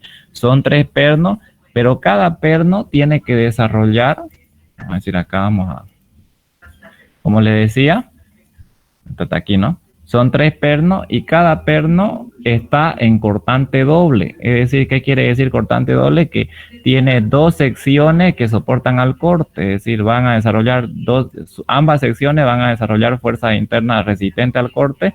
Y por lo tanto, si son 3 pernos y cada perno tiene 2 áreas resistentes al corte, entonces, ¿cuántas serían las áreas totales que resisten a ese corte? Serían 3 pernos por 2 áreas que desarrolla cada perno. ¿Cuánto sería el total? 6. 6, ¿no? Correcto, 6 sería 3 por 2, ¿no? O sea, los 3 pernos por el área resistente a corte que desarrolla cada uno sería 6 por 6, entonces. Y entonces acá, ¿cuánto sale el P3 que controla el corte del perno? 15.162,11.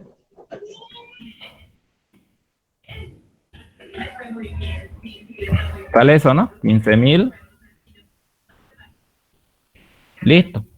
Entonces, una vez ya ustedes hecho esos 3 controles, control por fluencia, control por fractura de la placa y control por corte del perno, tienen que adoptar una carga P que rige. Entonces, adoptamos de estas 3 que nos ha salido de aquí, ya sabemos que tenemos que adoptar la menor. En este caso, la menor y la que controla dice que es esta que hemos calculado por corte del perno. Entonces adoptamos como P máxima que se le puede colocar a ese perno la de 15.162.11 kilopón. ¿No es cierto? Y ya hemos respondido a la primera pregunta que nos dice acá. Acá donde estaba, aquí, ¿no? P ¿cuánto vale P máxima? Dice. Entonces ya respondimos aquí. Y ahora podemos calcular lo que nos pide acá, la deformación que va a tener este tirante, ¿no? O esta placa de aquí. Y el delta L, digamos. Y conocemos que... ¿Qué vamos a poner? Deformación, digamos. Y conocemos que el delta L va a ser igual a ¿cuánto? Va a ser igual a la fuerza P por la longitud, por la fuerza normal, digamos que va a ser igual a la fuerza P, sobre ¿cuánto? Sobre el módulo elasticidad por el área. La fuerza P es la P máxima que le vamos a aplicar, que es esta de 15.162.11, 15.162.11. La longitud, ¿cuánto es? Acá me da la longitud, fíjense. La longitud dice que, o sea, la longitud del tirante dice que es, ¿dónde está? 2 metros. O sea, ¿qué quiere decir la longitud de este tirante, no? O sea, esa longitud ahí nos la da acá, digamos. Longitud dice 2 metros, fíjense. Ese tirante tiene una longitud de 2 metros, dice. Entonces sería 200 centímetros. 200. El módulo de elasticidad a 0, 2 por 10, 2.1, ¿no? 2.1 por 10 a la 6, módulo de elasticidad a la 0, ¿no? El área, obviamente, ya cuando calculamos deformación, tenemos que determinar o calcular el área de esta sección total, no considerando los pernos, obviamente, la sección total, 13 por 0.8, 13 por 0.8, la sección del área, 13 por 0.8. Y entonces, ¿cuánto nos sale la deformación? 0,14. Entonces dice que si le aplicamos esta carga a esa placa, la placa se va a deformar como máximo 0.14 centímetros. Ya, y eso es lo siguiente que tenemos que colocar entonces aquí, 0.14, dice, aquí como resultado, ¿no? 0.14. Listo, entonces ahí hemos hecho 2 ejercicios para que lo practiquen, porque puede que le meta o le entre el examen, de acá, y el que hemos hecho hace ratito, ¿no? Entonces ustedes hagan, practiquen nomás el examen me dijo el ingeniero que va a ser el jueves, así que tienen tiempo para practicar ya. Entonces ahí vamos a quedar. Una pregunta, Fabio. Ya. En el primer ejercicio, ¿por qué utilizábamos 2 diferentes ejes, el plástico y el elástico? Ah, ya, a ver, vamos a ver. Acá, ¿no? Ya, aquí, lo que pasa es que cuando vos estás hablando de controlar flexión y controlar corte, digamos, se considera ya la plastificación total del material. Entonces, te vamos a decir que cuando el material ya se plastifica totalmente, el eje neutro plástico ya no coincide con el eje neutro elástico. Es decir, el eje neutro elástico va a pasar por el centro de gravedad y en este caso, fíjate que ya no coinciden ambos ejes. Es decir, el eje neutro elástico, en este caso de secciones no simétricas, no va a coincidir con el plástico y generalmente puede que esté un poco más arriba o puede que esté un poco más abajo. Es decir, en la plastificación, el eje neutro plástico ya no pasa por el centro de gravedad de la sección, digamos, se desplaza de acá. Cuando el material ya se plastifica totalmente, que es lo que consideramos nosotros acá cuando hacemos el control por flexión y por corte. Entonces, esto va a suceder en aquellas secciones que no son simétricas, como son estas secciones en T, por ejemplo. En cambio, en secciones en I o en WF, que tiene ala a ambos extremos, al ser la sección simétrica, entonces directamente este eje de acá pasa por el centro de gravedad, o sea, por la mitad en una sección simétrica está en el centro de gravedad, y por eso no era necesario hacer este cálculo. Pero en estas secciones que no son simétricas, que son asimétricas, entonces ya el eje neutro plástico, que es que divide la parte comprimida de la parte traccionada, ya no pasa por el centro de gravedad. Y por lo tanto hay que calcularla Y cuando hacemos el control por deformación, la teoría para calcular estas deformaciones de acá, la hacen a través de la teoría elástica. ¿Qué quiere decir? Que nosotros acá tenemos que considerar al material trabajando elásticamente.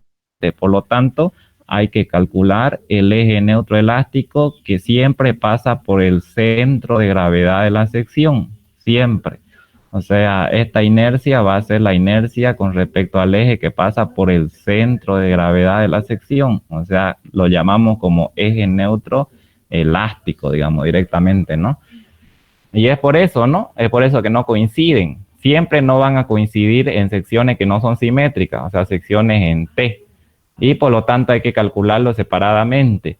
Hay que hacer el cálculo para cuando estamos controlando la flexión, hay que calcular el eje neutro plástico, y cuando estamos controlando la deformación, hay que calcular el eje neutro elástico, ¿no?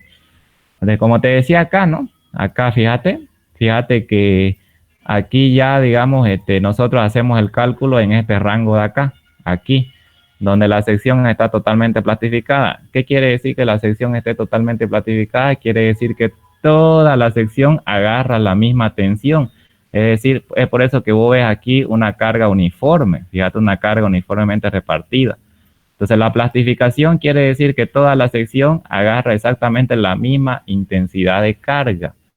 En cambio, cuando el material está trabajando elásticamente, fíjate que las tensiones se reproducen de esta manera, digamos, así.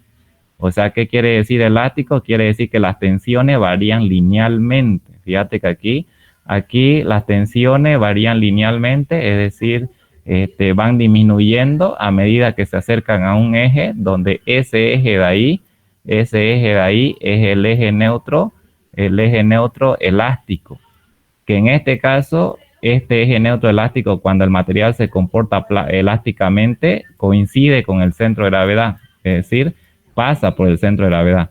En cambio aquí, cuando el material ya se comporta plásticamente, el eje neutro plástico que está ahí, si la sección es simétrica, qué sé yo, el caso de una sección rectangular, digamos, ambos ejes coinciden, es decir, el eje neutro elástico va a ser igual al eje neutro plástico. Si la sección es simétrica, o sea, el caso de una sección rectangular, una sección cuadrada, por ejemplo. Y también el caso de una sección en I. Igual aquí hay simetría, digamos. Como les explicaba al principio, ¿qué quiere decir simetría? Quiere decir que si vos dividís a la mitad la sección, o sea, la misma cantidad de área que te da arriba es exactamente la misma cantidad de área que tenés abajo. Esa es una sección simétrica. Y entonces, en una sección simétrica, vos podés considerar que todos los ejes, tanto el plástico como el elástico, pasan por el centro de gravedad, o sea, pasan por la mitad, digamos. Pero ya cuando vos tenés una sección asimétrica, que es el caso de una sección en T, ¿cómo nos damos cuenta que esta es una sección asimétrica? Nos damos cuenta porque si vos la dividís en dos, o sea, si yo agarro y divido, digamos, esto de aquí, en dos partes, es decir, en la mitad, 20 acá y 20 acá, fíjate que aquí ya no me queda la misma cantidad de área acá arriba que acá abajo. Entonces así ya yo me doy cuenta que esa es una sección asimétrica, o sea, no tiene simetría con respecto al eje horizontal, digamos. Entonces ahí en secciones asimétricas sucede esto. Sucede que el eje neutro plástico no coincide con el eje neutro elástico y hay que calcularlo por separado, como yo lo he hecho acá. ¿No? ¿Entendido, Raúl? Sí, gracias. Era eso. Ya. Eso. Listo, jóvenes. Entonces, si no hay más duda, ahí vamos a quedar ya. Lo